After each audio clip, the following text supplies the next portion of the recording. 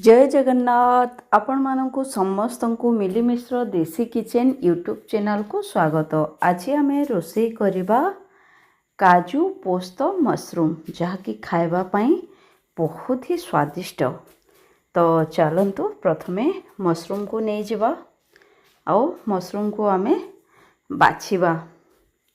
देखंतु तार जो डिंफ गुड़ा अच्छी खाली डिंफ वा पत्र आपण जहाँ भी कहते तार नाड़ को आम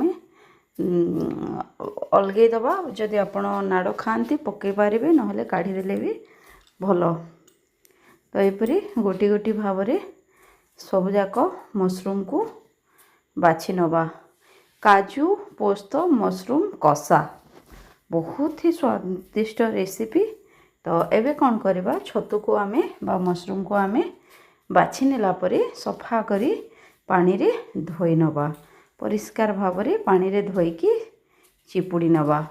तो देखंतु कला परे कौन करछि ना मु कढ़ई रे रखिछि। बे मसला पई पियाज रसुण अदा गोटा जीरा काजू पोस्त सब नेछि। आउ पियाज को याको आमे अलगा अलगा ग्राइंडर करिकी रखी नवा। तापरे कढ़ई रे सोरिष तेल टिके देकी कलर पई चीनी पकेबा। जेते बेले आमर सामान्य कलर आसीजिव आमे जो पूर्वरु मसला को ग्राइंडर करिकी रखिथिले से मसला को कषि नवा।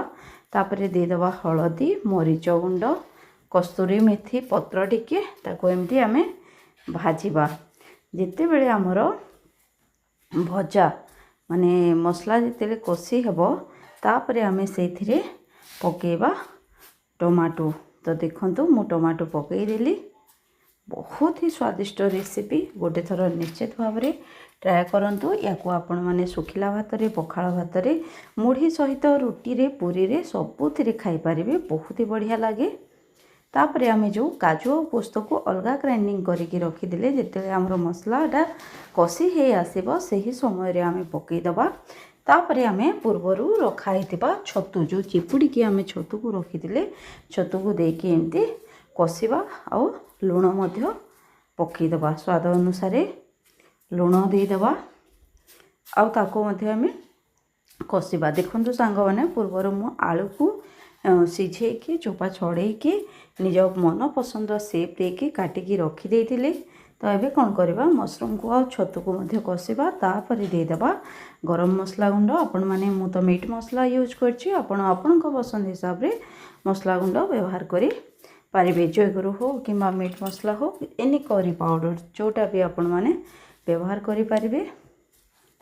तो देखंतु केते सुंदर देखा अछि हमर कषा।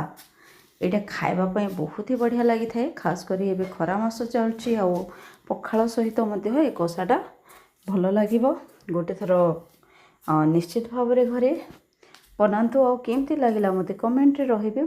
जय जगन्नाथ।